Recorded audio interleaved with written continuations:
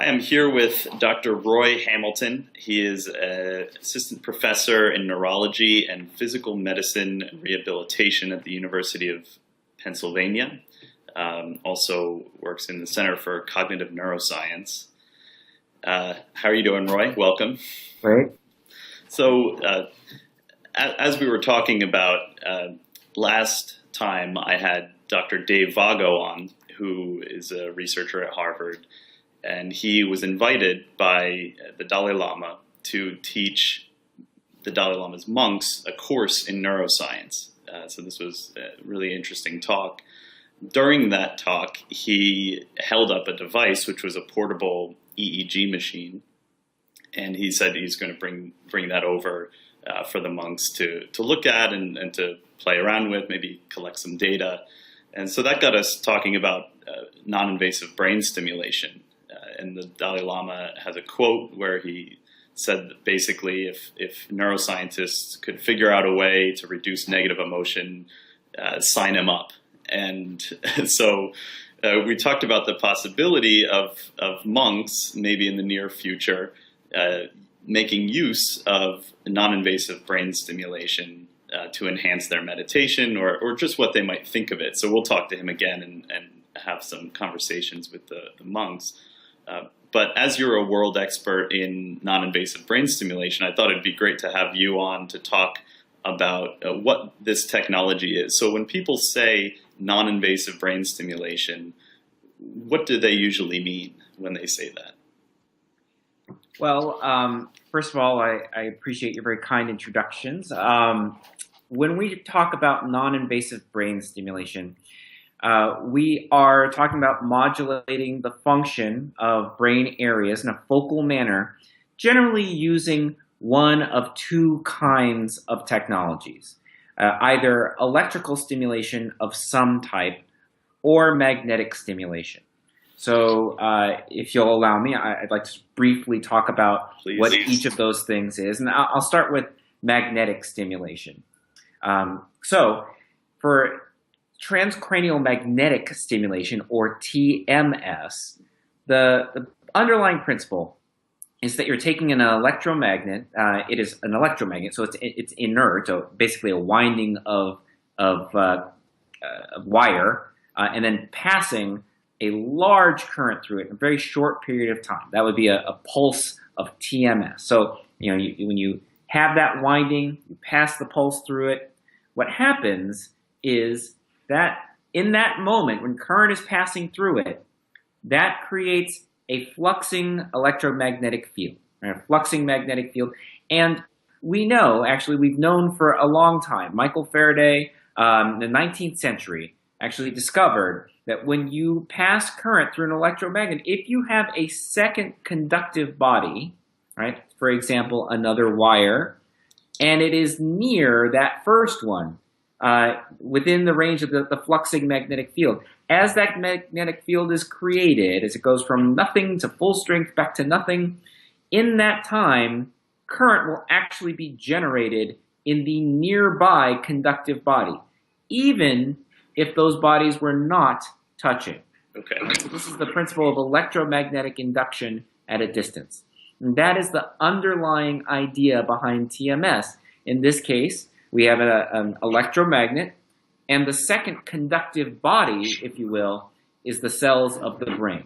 So we are able to generate current in the cells of the brain at a distance from the magnet. So even though the magnet itself isn't touching those cells, right? It's non-invasive. It's outside your skull. It's outside your scalp. It's outside your hair. It's still able to generate current in the brain cells underneath in a very focal manner.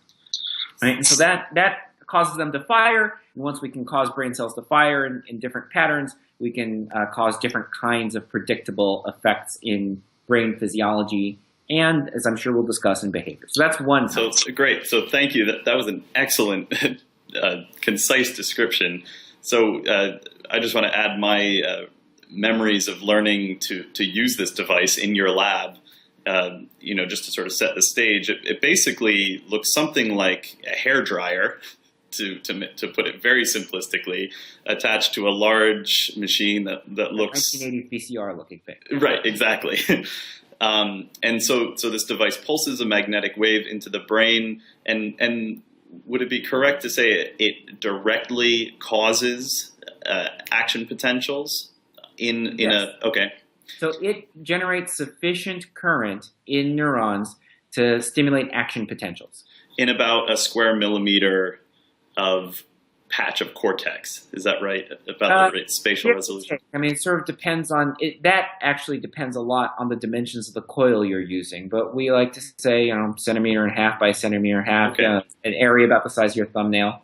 Okay. That's the brain. So when in learning how to use this device in your lab, the sort of the final test, so to speak, was to find the area of the motor strip that controls the arm, and to get, in this case, Olu's arm to raise slightly involuntarily. Yeah. So just to give listeners a appreciation for the scale of what this is capable of. So you're able to slightly lift someone's arm involuntarily simply by pulsing a magnetic field into a patch of cortex on the brain.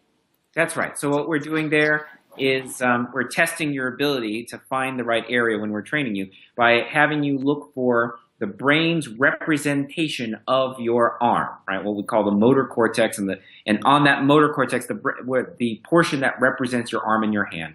And the reason we do that is because we need some kind of immediate readout, right? Just to know that you hit the right area. So we have you target that region, and then if the hand moves, then we know that you targeted the hand area, that you could find it. And so that's useful because it gives us an immediate physiology to physical world readout. Right? So that's why we have you learn that. Yeah.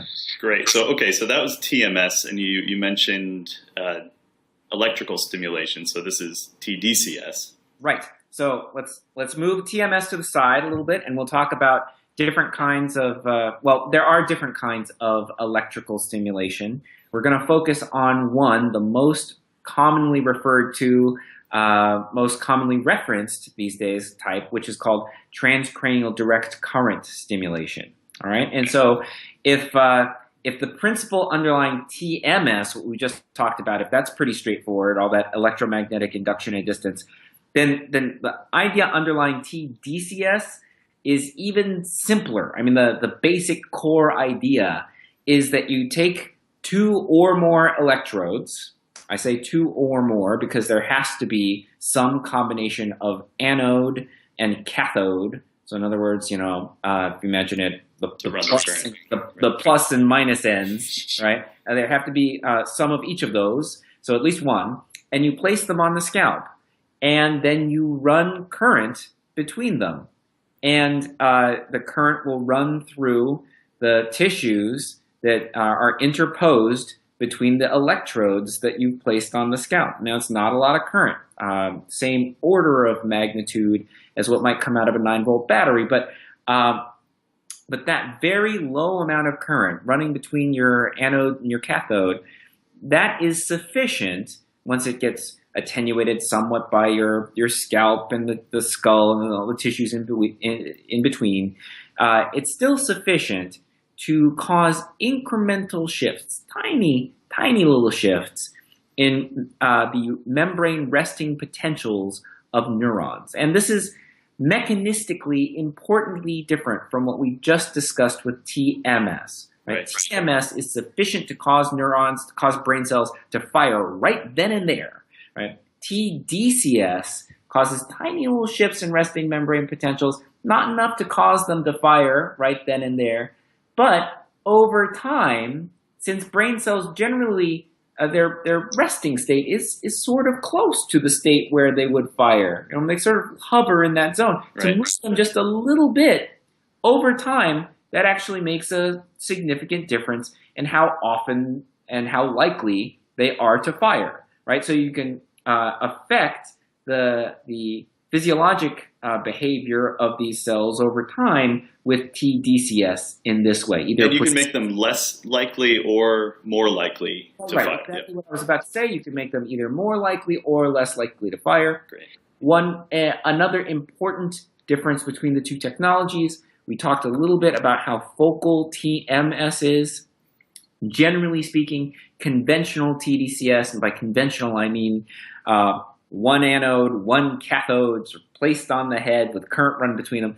It's not a very focal, high-resolution technology. You're basically almost bathing a large swath of brain in between those two electrodes in a very small amount of current. But nonetheless, over a period of time, you can change cortical activity and with appreciable, measurable changes in behavior. Great, thanks. So we had TMS, which is magnetic, TDCS, which is electric. Now, in talking to Dave Vago afterwards, Dr. Matt Keener, a psychiatrist, got in touch with me, and he knows these people at Think, and so Think is a non-invasive brain stimulation company, and they sent a couple of these devices to Dave Vago to bring to India to play with and to show these monks. Now, Think is a little bit different, I understand, than TDCS, although it operates under similar principles. So could you distinguish those two technologies, whatever Think is using, and TDCS? Sure. So I think the main difference in terms of the putative mechanism is that the creators of Think argue that what their device does, and I don't really have sufficient experience with the device specifically to have an opinion about their opinion about the mechanism. Me neither. With that caveat, what they argue is that the main mechanism by which the device has its effects are actually indirect, aimed at stimulating cranial nerves. So just a second to talk a little bit about neuroanatomy. Right? Sure.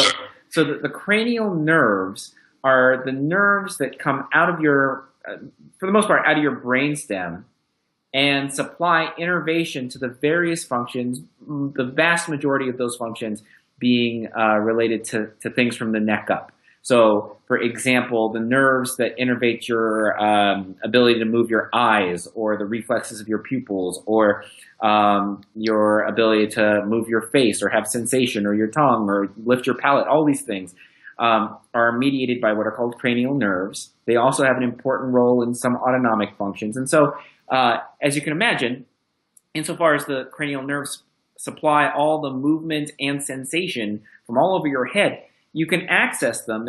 There's cranial nerve innervation basically everywhere, right up here. And what they're doing is they're stimulating areas that they think are actually affecting cranial nerves. And then by virtue of affecting cranial nerve function or cranial nerve physiology, that provides a route back into the brain. And we know actually that cranial nerve innervation in the brainstem touches lots of other areas and has lots of other sort of downstream innervation. So you can actually affect brain function in more global ways. At least that's their argument, by affecting this afferent, the nerve information as it comes in from those cranial nerves, right? So they're manipulating from the outside, but they're taking a biological highway, if you will, into the brain. And is that biological highway having to do with the vagal tone and parasympathetic versus sympathetic modulation? It could. I'm not totally clear on which cranial nerves they believe they are primarily influencing, and depending on which they are, that could have differential effects on sympathetic and parasympathetic function. Okay. Well, thank you for those very concise, very useful characterizations of those technologies. Now, when I first learned about these technologies, and I imagine a lot of people have this similar response, you're talking about modulating areas of the brain, making neurons fire or more or less likely to fire. It sounds like this would be a very risky intervention. It turns out that they're all surprisingly safe. But can you talk a little bit to their safety? Sure. So again, I'm going to start with TMS, then I'll move to TDCS. I'm going to stick to those two modalities since that's really what we do in my laboratory. So for TMS, there are known risks. There is one risk that is especially one that we're concerned about, or one that doesn't happen often, but we take pains to make sure that we are in a parameter space to make sure that it doesn't happen, and that is the induction of seizure. Right? So you can imagine, just to back up over this concept, so if a seizure is a runaway, uncontrolled transmission of activity in the brain, right? You can imagine that you've got this technology. The technology introduces sufficient energy into the brain to actually cause it to fire right then and there. You can imagine if that was done in a thoughtless, careless, or irresponsible manner, that could then sort of prompt the brain to go on and fire more and uncontrollably on its own, thus inducing a seizure. And in fact, there are some cases of seizure induction with TMS. However, we have established fairly rigorous parameters with respect to the intensity, the frequency, and the duration of stimulation that healthy brains can undergo, or that they should undergo. And within those parameters, the technology is very safe. So I just mentioned that. Can you put a number on that? I remember in the training, there was a figure that was thrown around about how likely it is that TMS would induce the seizure. I mean, we're talking about, a handful, sort of in the mid-teens of documented cases of induced ever in right. So thousands of, tens of thousands of people who've been stimulated. I imagine many more now that TMS has been approved, FDA approved, for the treatment of depression.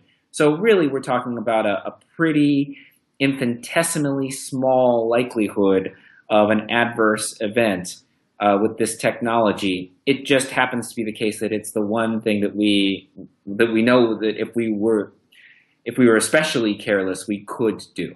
Right. So this is an exceedingly, and to my mind, surprisingly safe technology. I mean, the adverse effects seem to be, as you say, minuscule.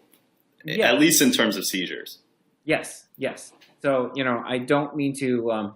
There is a tendency for people to conflate the severity of a risk with the frequency of a risk.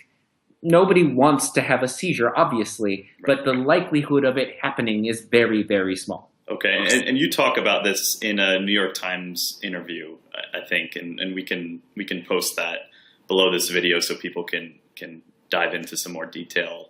Great. So that would be great. So and then you mentioned you were going to talk about TDCS. Yep. Yes. So the story is even easier to discuss with TDCS. So to our knowledge, there have been no serious adverse effects of TDCS documented in any study across thousands of sessions, tens of thousands, maybe hundreds of thousands of individuals who've been stimulated. So that is not to say that it is not possible to have adverse events. I always say that treatments can have whatever side effects they want to have, but we have not found any serious ones to be concerned about yet with this technology. Now, there are possible effects from administering the technology in ways that are incorrect or careless. So, for example, it is possible if the technology is administered incorrectly to induce a scalp burn, burn through the skin, since you're running current through the skin. Sure, However, when properly administered, we have not yet demonstrated any serious adverse health outcomes.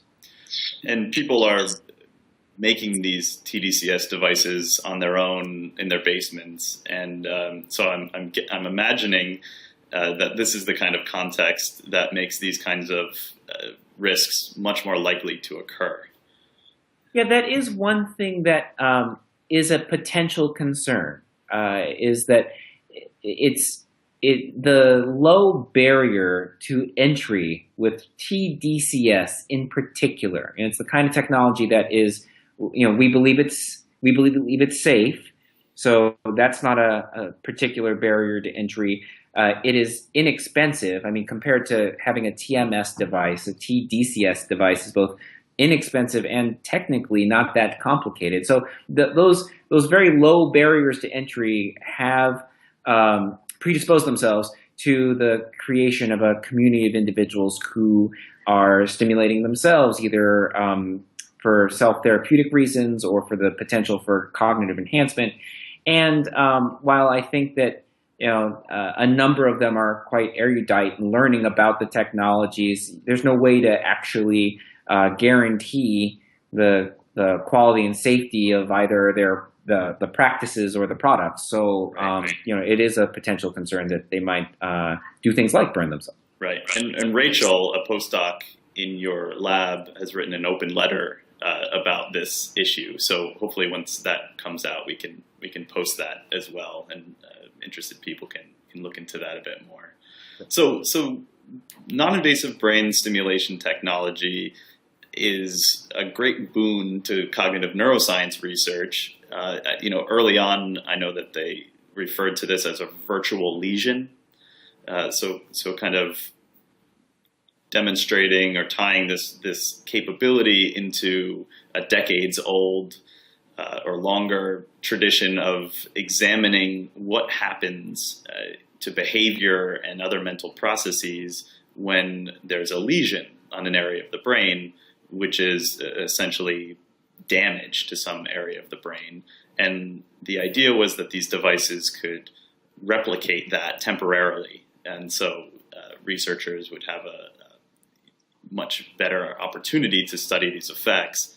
Now, I understand that isn't really used, that characterization of a virtual lesion, because, of course, you can enhance or disenhance. In other words, you can activate or inhibit different areas of the brain. So what kinds of findings really are classic findings from these technologies? What kinds of mental processes, what kind of behaviors are you able to modulate using non-invasive brain stimulation? Well, there's really a variety. I mean, I'm not sure I would pick out any that are specifically emblematic of the potential of the technologies. Okay. I think that you did hit the nail on the head with respect to there being similarities and differences between what these technologies are capable of and what has historically been referred to as a virtual lesion. Mm-hmm. I think that terminology had some attractiveness some time ago because we could induce a gap or a deficit, a temporary deficit in function, and that in cognitive neuroscience would have implications for the structure-function relationship of some region. If knocking out or temporarily manipulating the function of that region results in a change in a behavior, then that tells you or gives you strong evidence that that region is somehow responsible for the behavior. So that's where that virtual lesion idea came from and was popularized. Mm-hmm. However, you can't induce a gain of function with lesion studies, and I think you correctly intimate that there's a gain of function that is possible with certain neuromodulation techniques, and I think that's been one of the things that's made TDCS relatively attractive. In addition to its low barrier to entry, that there are a variety of studies where you can demonstrate in cognitive neuroscience not only that manipulating function in a downward direction, but also in an upward direction with respect to the behavior. Both of those are powerful tools for implicating a structure-function relationship, between a region of the brain or a network in the brain and some cognitive operation, right? And so that's been attractive. I will say that as far as TDCS is concerned, a particular area, I think, if I had to choose one area where it's been demonstrated especially convincingly, I would say certain types of procedural learning. Although interesting. That's not the only area, but there have been some very good papers in which individuals could show that as you're acquiring some skill, that the act of combining TDCS with the learning of some skill can lead to sustained gains over time, the performance of that skill. And so this has been done in language acquisition studies. I've seen quantitative skills learning. Both of these forms of learning are able to be enhanced by non-invasive brain stimulation. Yeah. So if someone's out there studying for their SAT or their GRE, should they be stopping by your laboratory for a booster of verbal and quantitative learning abilities? Well, that's an interesting question, and because it raises the question of what actually, what can we do in terms of cognitive enhancement with these technologies? I mean, certainly we've been able to demonstrate in a variety of domains. I didn't run through a litany, but I could briefly. I mean, there are studies in executive function, language, visual spatial processing, attention. I mean, you can go through mathematical reasoning as you creativity, which Sharon Thompson we're shows. working on that. Yeah. Yeah. Demonstrating that you can at least temporarily manipulate and enhance some of these abilities if you have some strong idea of what the neural substrate is. However, there are some potential reasons to think that we need to know more about these technologies before we go all in and think that we're just going to stimulate all types of cognitive operations. Good. Yeah, I'm interested in that. David, there is some imperative knocking at my door. Yeah, feel free. I'll mention some of the other studies that have been done. Okay. So as Roy answers the door, I think two really interestingly abstract findings or mental processes that are able to be influenced by brain stimulation are creativity on the one hand and morality on the other. And part of why I think these are so interesting is that there's no clear spot or very clear substrate for either creativity or morality, although we know a lot about the networks at work. So are you good, Roy? Can we continue, or should we? I think if we could wrap up. Yeah. Not necessarily immediately, but in the next few minutes, that would be great. Okay. So there's a fascinating litany of very abstract to very physical, mental, and physical processes that can be influenced by non-invasive brain stimulation technology. You're just starting to talk about how maybe before people get too excited about enhancement, they should hold on a minute because there are some other things to consider before we just go ahead and try to enhance a particular mental process. Yeah.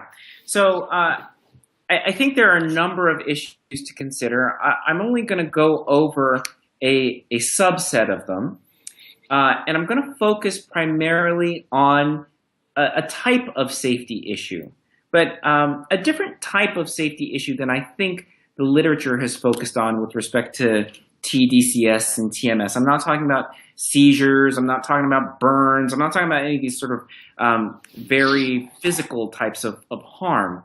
What I'm talking about is the possibility of inadvertently influencing cognitive function in ways that are unintended, right? And so let me give you some examples.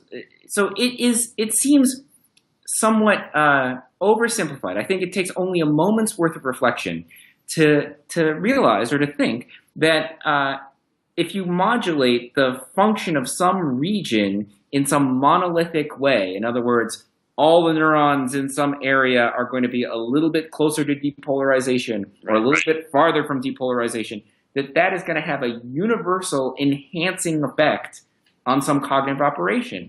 Right? Brain function is an incredibly delicately balanced thing. It is circuits modulating networks, modulating other circuits in positive forward and backward feedback loops, right? So it is on some level an oversimplification to think that, if everything is a little bit enhanced, that means every function is going to be enhanced. So let me give you some examples to give you a little bit of pause about that. So I didn't get to talk about some of our work, but two experiments that we've done recently were one involving working memory, the ability to hold and manipulate information online in your mind. And for that, we applied a type of stimulation that we believe had, if anything, according to canonical ways of thinking about TDCS, more excitatory rather than inhibitory effects. Okay.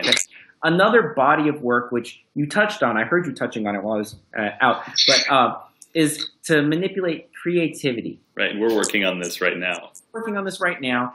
And the approach, the theoretical approach, is to actually create a little bit of inhibition, right? A little bit of sort of down regulation of regions of the frontal lobe that we think are responsible for highly structured thinking, and so that will sort of relax your the structure that you're imposing, and allow for people to think more flexibly about alternative uses for common objects. Fine, but the thing is, for these two experiments, we are trying to do opposite things to the same area of brain. Okay? So what's the implication there? So what is it? What will happen if we were to test working memory in the people who were trying to influence creativity, or creativity in the individuals for whom we were trying to enhance working memory? Right? That it gives one pause to think that we're imposing monolithic directional effects on brain areas, even though the brain is balanced, and you might get differential effects and different cognitive abilities via that stimulation. So this is the point. This is the moment to make the point, the obligatory point. The brain is incredibly complicated and involves many recursive loops and systems and feedback. And so just knocking out or activating or turning down one area is going to have a lot of effects that we don't know about. So in other words, you've got your work cut out for you. We've got our work cut out for us in terms of this field is much needs to be done in terms of basic research, tying these mental processes and brain functions together. So I know we have to wrap up, but I wanted to touch on one thing that you brought up in your great paper, Rethinking the Thinking Cap, which we'll also post, where I think it was in that paper, where you mentioned the possibility, and this is the sort of moonshot, what may come from this technology down the line, of unlocking savant-like abilities. Do you mind saying a few words about that? Well, I think that my opinions about that perhaps have been a little bit over portrayed.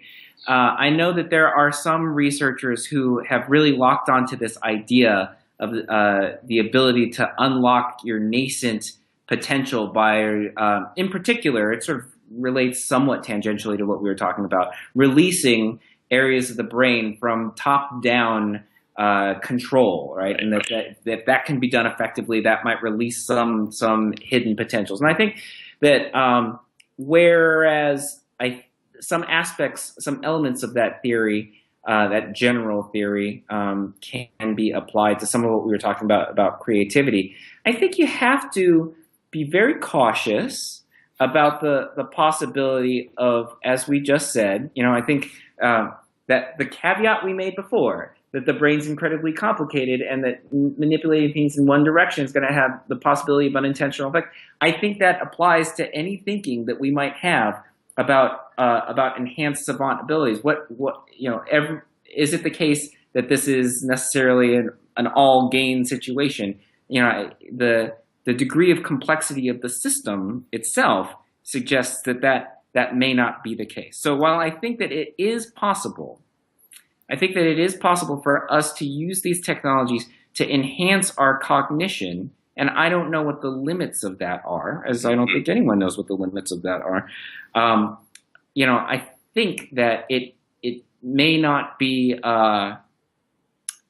it may not be necessarily fruitful for us to think that the immediate effect, the thing that we're going to see, is Einstein's, Mozart's, and Picasso's right away. Possibly some significant trade-offs. Great. Well, we'll leave it there on that tantalizing possibility. Can I ask one ethical question to to the monks and to the person who's going out to talk to them? Yes.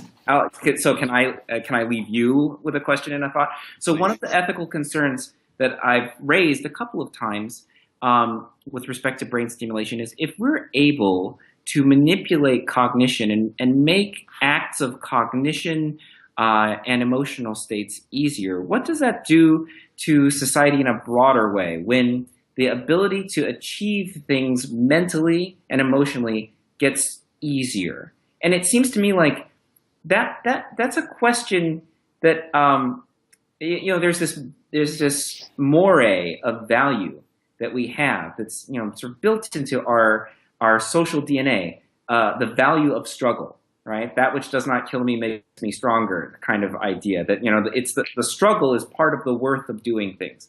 So what does it mean for things, including contemplative states or peaceful states of mind, just to get easier for everyone? Yeah, so if you have a room filled with monks using brain stimulation devices to enhance meditation, Yeah. maybe it's more bliss, less self-regulation, as a result, because they're not working for it in the same way. Yeah. And it's a larger point. There's at Johns Hopkins, there's psilocybin research being done on sort of self-transcendent or spiritual states of mind. And a lot of people say, well, look, in a lot of traditions, you have to meditate for many years in order to have one of these experiences. If you just get it for free, does it have the same kind of staying power or potentially transformative effects? Yeah. So that's really fascinating. Maybe when Dave Vago calls us from India with a Buddhist monk playing with this brain stimulation device, we can have you either call in or I can convey that message. Great. And we'll have that conversation. That's my question for you for the Dalai Lama. Is the road still as worth traveling if it's much, much easier to get there? Very nice. So we'll leave it at that.